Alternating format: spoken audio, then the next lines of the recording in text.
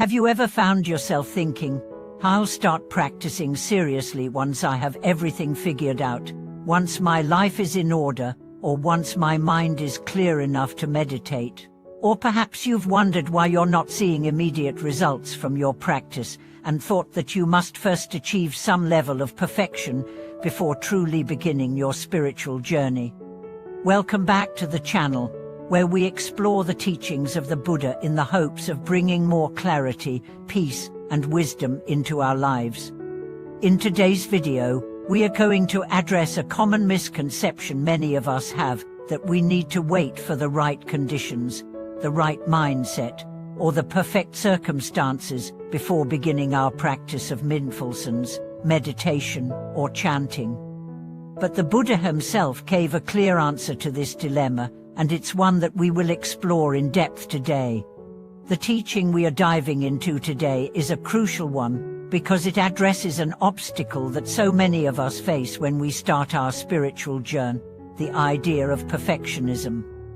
We think that unless we are perfectly composed, with a clear mind and no distractions, we are not ready to practice. This line of thinking is not only incorrect, but also deeply rooted in the very misunderstandings that prevent us from progressing in our practice. The Buddha's answer to this is simple: start now. He didn't say, wait until you've become a perfect meditator, or wait until your life is free from distractions. Instead, he taught that practice must begin in the midst of imperfection. Why? Because the true nature of practice is to be in the moment, as it is not to wait until conditions are ideal. Spiritual practice is about transforming our present experience, not waiting for some future moment when everything will finally align. Let's explore this teaching further by looking at the Buddha's own life. The Buddha didn't wait for perfect conditions to attain enlightenment. He didn't wait for the perfect opportunity or the ideal environment. In fact, he left behind a life of luxury, comfort, and privilege to seek enlightenment. His path was filled with challenges and obstacles, physical suffering, emotional turmoil, and mental struggles. But it was through confronting these difficulties that he attained wisdom and understanding. If the Buddha had waited for perfection, he never would have walked the path to enlightenment. He began right where he was, in the midst of imperfection, and through that, he was able to transcend it. This is the essence of Buddhist practice. It's not about waiting for the perfect conditions or the perfect mind. It's about starting where you are, with all your imperfections, and transforming those very imperfections into wisdom and compassion. As the Buddha taught, the only real failure in life is not to start.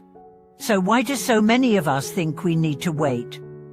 What do we believe that we need to reach a certain level of clarity or peace before we begin practicing? This belief often stems from a deep misunderstanding of the nature of practice itself.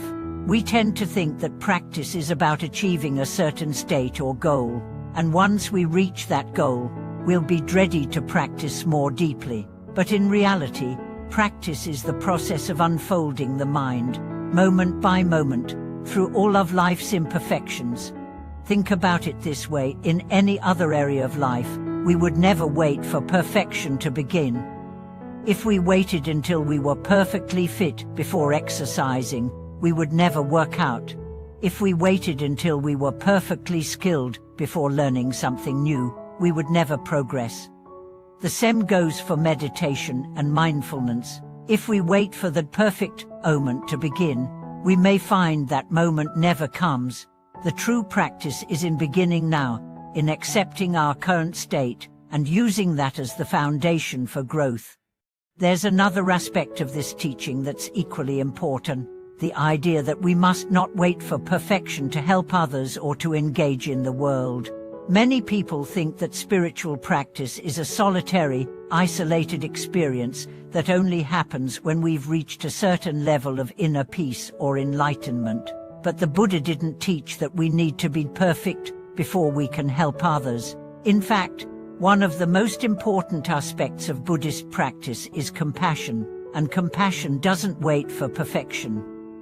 It starts right now, with the awareness that all beings are suffering, and we can ease that suffering with every moment of mindfulness, kindness, and generosity.